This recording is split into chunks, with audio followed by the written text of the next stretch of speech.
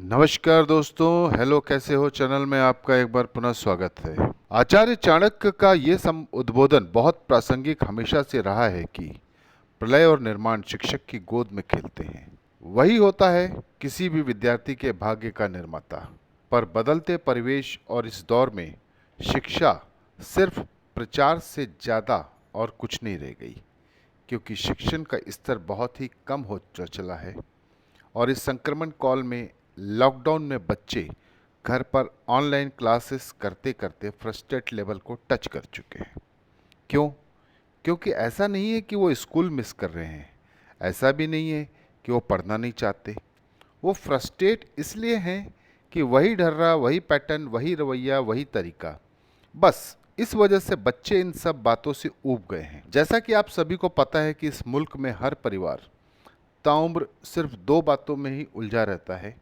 एक, बेहतर शिक्षा बच्चों के लिए, और दूसरा, पूरे परिवार का उम्दा स्वास्थ्य। अगर सत्ता इस पर ध्यान दे तो सोच कर देखिए, क्या हो कि अचानक से रात को सत्ता ये निर्णय ले ले कि तमाम private school, college, coaching, app, ये सब सरकार के द्वारा अधिग्रहित कर लिए गए हैं। और सभी टीचर जो प्राइवेट संस्थान में हैं, उनके नौकरी में रहने के मापदंड इस प्रकार होंगे: प्री स्कूल से कक्षा 5वीं तक सालाना फ़ी 15,000, कक्षा 6 से कक्षा 9 तक 25,000, कक्षा 10 से 12वीं तक फीस 35,000। जो गरीब तबके से आते हैं, सरकार उसका वहन करे, पर बिना भेदभाव के। सभी प्राइवेट स्कूल के शिक्षक जिन्होंने बीएड किया है, वह मिनिमम योग्यता का क्राइटेरिया रख दीजिए, और शिक्षक को सबसे पहले सम्मानित नागरिक का दर्जा दें। यह सरकार की जिम्मेदारी है, जैसा कि जापान देश में होता है। हर साल ग्रीष्मकालीन छुट्टियों में सभी टीचर की एलिजिबिलिटी टेस्ट अनिवार्य हो, कोई ढिलाई नहीं, सख्ती से लागू हो। और जिसने टेस्ट ना दिया हो, उसको अगले टेस्ट के आने वाले वर्ष में तब तक सिर्फ मूल वेतन ही दे। इससे उसे ये हमेशा एहसास हो कि गलती क्या हुई थी उससे। जिन टीचर का टेस्ट हो, वो दूसरे राज्य की टीमें लें, ताकि पारदर्शिता स्थापित हो। उनका परिणाम और टेस्ट की वीडियोग्राफी कराई जाए, ताकि किसी पे कोई लांछन न लगे, और उनका रिजल्ट उसी दिन शाम को पोर्टल पर अपलोड कर दिया जाए, ताकि कोई शिकायत नहीं की गुंजाइश ही ना रहे। कोई शिक्षक लगातार 2 परीक्षा में अनुत्तीर्ण हो, उसे 3 महीने के वेतन का भुगतान करके नौकरी से तत्काल प्रभाव से सेवा मुक्त किया जाए। दूसरा कैंडिडेट उसके लिए तैयार हो जाएगा। जो शिक्षक नई इनोवेशन पढ़ाई के क्षेत्र में करे, उसे वेतन वृद्धि या पदोन्नति जैसा पुरस्कार दें।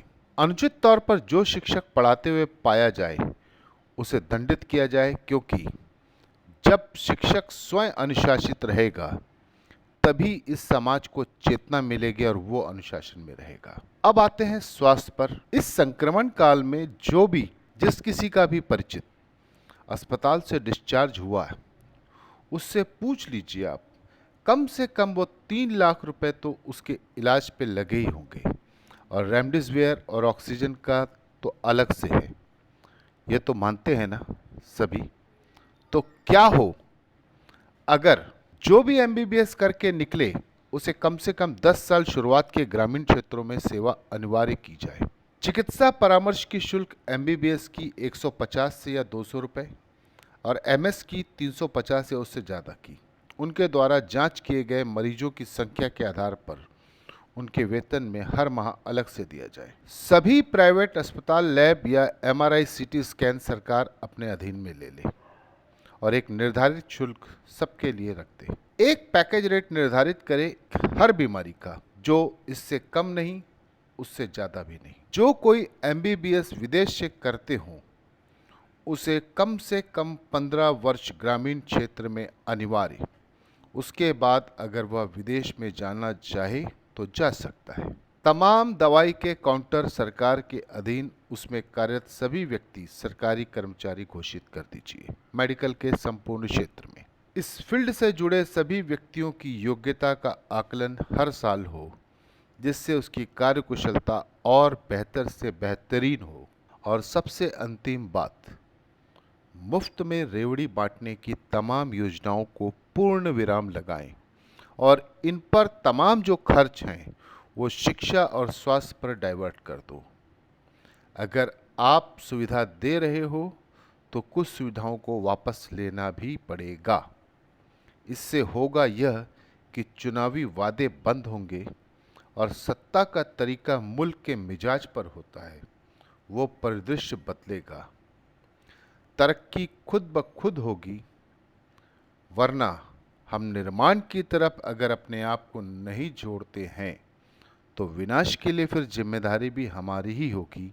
इसमें किसी को भी दोष देने का हमें हक नहीं है, क्योंकि समाज जैसा होगा सत्ता वैसी मिलेगी और सत्ता जैसी होगी देश वैसा बनेगा। क्या हो अगर ये दो बातें लागू हो। नमस्कार।